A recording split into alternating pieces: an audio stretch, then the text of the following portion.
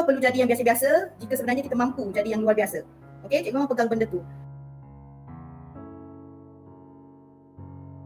Contoh di mana pendekatan Cikgu Rahaizan sejajar dengan objektif pendidikan negara dan prinsip pendidikan guru ialah beliau mengamalkan konsep pendidikan berterusan. Konsep pendidikan berterusan merupakan salah satu kepentingan falsafah pendidikan kebangsaan untuk perkembangan pendidikan. Ini menunjukkan bahawa pendidikan berterusan tidak pernah terganggu dalam menerima pendidikan walaupun terdapat usia yang berbeza. Konsep pendidikan ini mempunyai 3 peringkat, iaitu tahap awal, peringkat sekolah dan tahap luar sekolah. Proses melanjutkan pelajaran bermula dari zaman kanak-kanak dan hanya mendapat pendidikan dari keluarga dan kemudian mendapat pendidikan formal di sekolah. Sebagai yang Cikgu Rahaizan jelaskan, ibu bapa beliau merupakan seorang guru. Beliau mendapat pendidikan rendah di SK Cabang 4 Tumpat Kelantan dan pendidikan menengah di Sekolah Menengah Sains Macang di Kelantan. Apabila beliau tamat sekolah, beliau meneruskan pengajian pendidikan di Matrikulasi Sains Hayat USM. Seterusnya, beliau melanjutkan pelajaran dengan ijazah pertama Universiti Sains Malaysia di Pulau Pinang. Setelah menamatkan ijazah, beliau mohon untuk KPILI, iaitu kursus perguruan lepasan ijazah. Kemudian, beliau terus diterima untuk program diploma perguruan di Maktab Perguruan Batu Pahat Johor.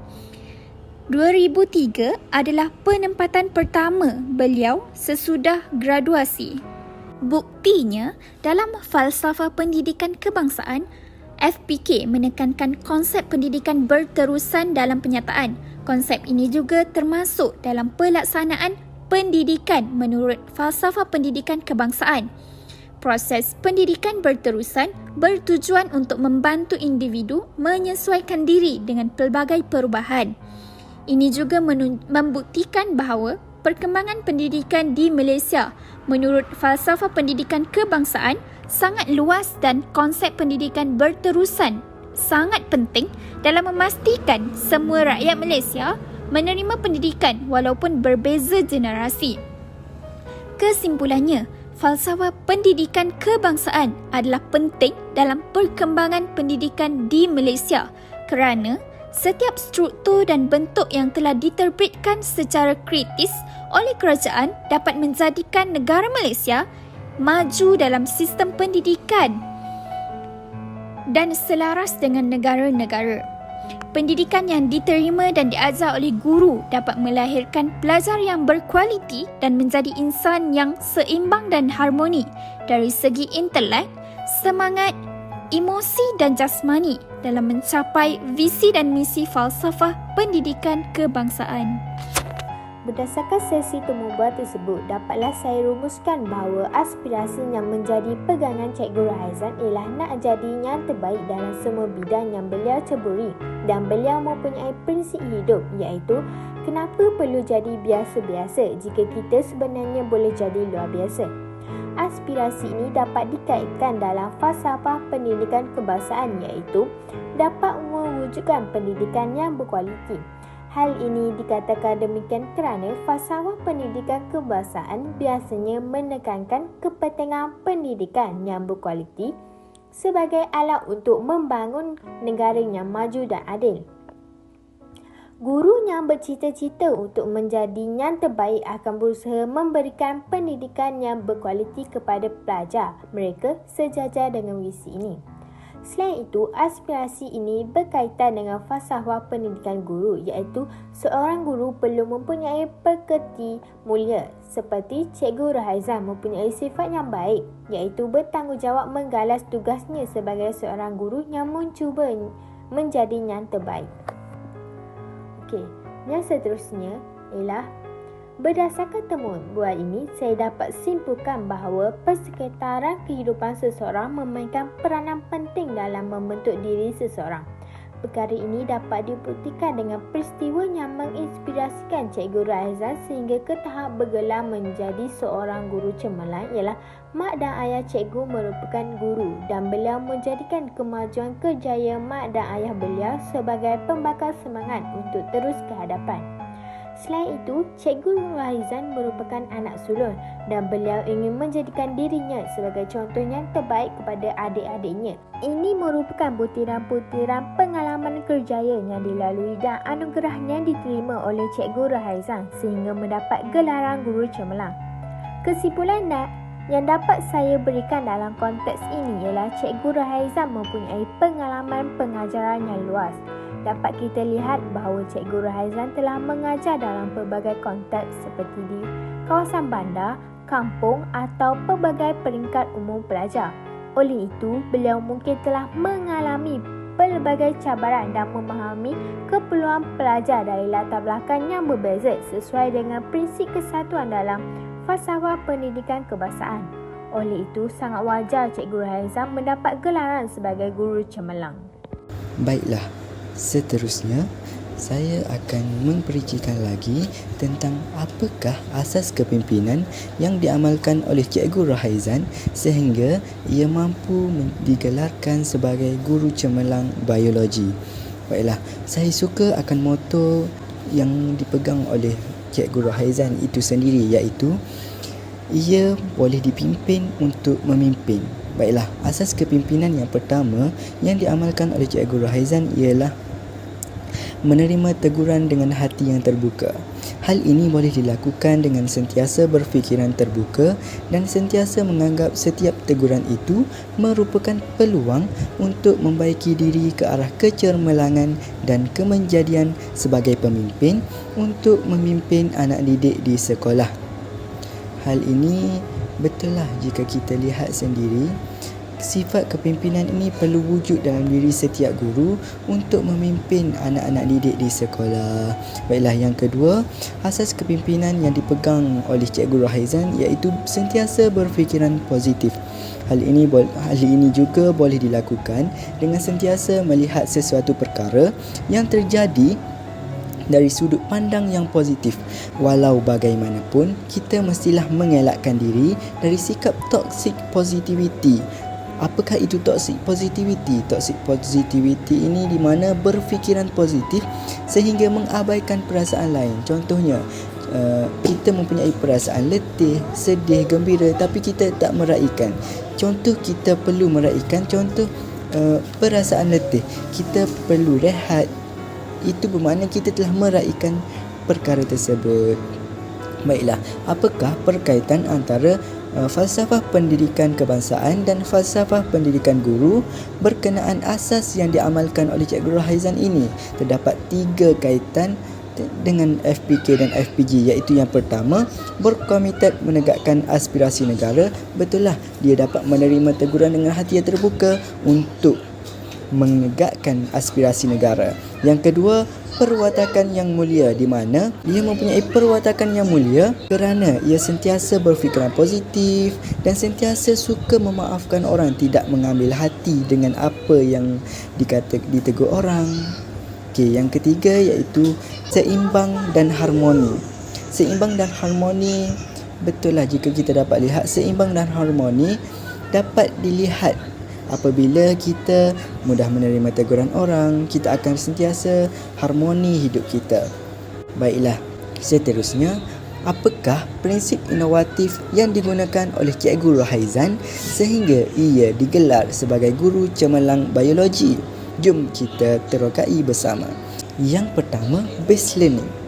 Hal ini dilaksanakan dengan menggunakan strategi pengajaran dan pembelajaran melalui menjalankan projek yang dihasilkan sendiri oleh murid-murid dengan pemantauan rapi oleh beliau sendiri. Sebagai contoh, Cikgu Raizan menjalankan projek Pet Grow yang melihat kepada tumbesaran haiwan sendiri. Hal ini sekaligus dapat melibatkan diri murid-murid melihat sendiri dengan mata kasar apa perkembangan sesuatu haiwan tersebut di depan mata dan dapat diingat di dalam memori mereka, sehingga menjadikan sesuatu pengajaran dan pembelajaran itu berkesan. Baiklah, prinsip yang kedua yang diamalkan iaitu menggabungkan kemahiran pelbagai bidang. Hal ini dengan mengintegrasikan kemahiran lain ke dalam bidang lain. Sebagai contoh, Cikgu Rahaizan telah mengintegrasikan kemahiran membuat kek sangat hebat ke dalam tajuk sel menggunakan muffin. Kesannya murid faham dengan lebih cepat. Saya tertarik dengan perkara ini semasa saya menginterview Cikgu Rahaizan itu sendiri. Dia berjaya menerapkan kemahiran membuat kek iaitu membuat muffin, menjadikan muffin itu sebagai sel apabila murid-murid melihat. Sangat-sangat hebat. Baiklah, sebenarnya terdapat perkaitan antara falsafah pendidikan guru dan falsafah pendidikan kebangsaan. Sebenarnya terdapat perkaitan antara falsafah pendidikan kebangsaan dan falsafah pendidikan guru berkenaan asas inovatif yang diamalkan oleh Cikgu Rahaizan ini. Yang pertama, ia dapat memperkembangkan lagi potensi individu secara menyeluruh dan bersepadu. Hal ini jelas terbukti apabila beliau menerapkan kemahiran pelbagai bidang. Dia menggunakan kaedah PDP, menggunakan based learning. Ia sekaligus dapat mengembangkan lagi potensi individu secara menyeluruh dan bersepadu. Yang kedua, ia berkaitan dengan falsafah pendidikan kebangsaan lagi, iaitu berilmu pengetahuan dan berfikiran kreatif dan rasional serta berakhlak mulia dan berketerampilan. Hal ini selari dengan apa yang dilakukan oleh Cikgu Rahaizan sendiri, iaitu beliau sangat kreatif menghasilkan kek muffin dan menjadikannya sebagai benda maujud semasa PDP berlangsung. Yang terakhir iaitu yang ketiga, berkenaan dengan falsafah pendidikan guru, berkembang maju dan berpandangan saintifik. Jadi betul lah ia selari dengan perkembangan semasa. Murid-murid lebih suka kepada objek yang maujud sekarang. Jadi Cikgu Rahaizan sendiri mengeluarkan projek maujud dan membiarkan murid-murid bermain dengan objek maujud tersebut sehingga murid-murid faham. Baiklah. Melalui temu bual, tips untuk menjadi guru yang disukai dan dihormati dalam konteks sosio-budaya. Yang pertama, menghormati perbezaan guru dan pelajar seperti mempunyai sambutan perayaan yang berbeza. Yang kedua, guru sudi untuk belajar benda baharu.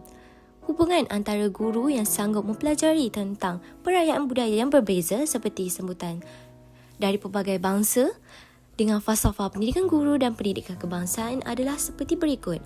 Bagi falsafah pendidikan guru, yang pertama, pembelajaran terbuka dan berterusan. Falsafah pendidikan guru menggalakkan guru menjadi pelajar sepanjang hayat. Guru yang bersedia memahami dan meraihkan perayaan budaya yang berbeza menunjukkan keterbukaan mereka terhadap pengetahuan dan kepelbagaian baharu. Mereka percaya bahawa pelajar bukan sahaja tugas pelajar tetapi juga tugas guru. Yang kedua, kebolehsuaian. Kebanyakan pendidikan guru mengajar kepentingan keupayaan guru untuk menyesuaikan diri dengan persekitaran dan pelajar yang pelbagai. Mempelajari tentang perayaan budaya yang berbeza membantu guru menyesuaikan diri dengan pelajar daripada pelbagai latar belakang, dengan itu mewujudkan persekitaran pembelajaran yang inklusif dan mesra. Bagi falsafah pendidikan kebangsaan, yang pertama, pembentukan kesedaran kebangsaan. Pendidikan kebangsaan sering menekankan pembentukan kesedaran kebangsaan dan identiti kebangsaan. Guru yang belajar tentang perayaan budaya yang berbeza boleh membantu pelajar memahami nilai kepelbagaian budaya dan pluralisme dalam konteks kebangsaan. Ini membantu mewujudkan warga negara yang menghargai kepelbagaian dalam masyarakat. Yang kedua, pembangunan pendidikan karakter. Pendidikan negara juga merangkumi pembangunan akhlak warga negara yang baik. Guru yang mengalu-alukan sambutan budaya yang berbeza boleh membantu pelajar membina ciri-ciri perwatakan seperti toleransi, menghargai perbezaan dan menghormati kepelbagaian. Justru sikap guru yang sanggup belajar tentang perayaan budaya yang berbeza adalah selaras dengan nilai dan matlamat dalam pendidikan guru dan pendidikan negara. Ini bukan sahaja memperkayakan pengalaman pendidikan pelajar, malah memainkan peranan penting dalam membentuk masyarakat yang lebih inklusif dan harmoni. Melalui temu bual, sikap yang perlu ada dalam diri guru yang bersesuaian dengan falsafah pendidikan guru dan falsafah pendidikan kebangsaan ialah sikap amanah dan bertanggungjawab. Bagi falsafah pendidikan guru, sikap amanah guru hendaklah amanah dalam menjalankan tugas mendidik generasi muda. Mereka hendaklah menjalankan tugas mengajar dengan sebaik mungkin dan dengan sesuci hati, tanpa menyalahgunakan amanah yang diberikan oleh masyarakat dan kerajaan. Bertanggungjawab, guru juga mesti bertanggungjawab terhadap keputusan pendidikan pelajar mereka. Mereka hendaklah memastikan pelajar mendapat pendidikan yang bersesuaian dan selaras dengan matlamat pendidikan negara. Bagi falsafah pendidikan kebangsaan, sikap amanah dalam konteks pendidikan negara, sikap amanah guru berkaitan bagaimana guru mesti menghormati dan mewarisi nilai budaya, bahasa dan sejarah negara kepada pelajar. Mereka mesti mengajar dengan penuh berintegriti dan kesetiaan kepada identiti negara. Bertanggungjawab, guru juga bertanggungjawab membantu membina warga negara yang bertanggungjawab. Ini bermakna mereka mesti mengajar pelajar tentang hak dan kewajipan mereka sebagai warga negara, serta menunjukkan contoh bagaimana untuk bertindak secara bertanggungjawab dalam masyarakat. Dengan sikap amanah dan tanggungjawab yang kukuh dalam pendidikan guru dan dalam kerangka pendidikan negara, diharapkan pendidikan akan menjadi lebih berkesan, beretika dan dapat membantu membentuk warga negara yang sedar akan peranannya dalam masyarakat dan negara kita.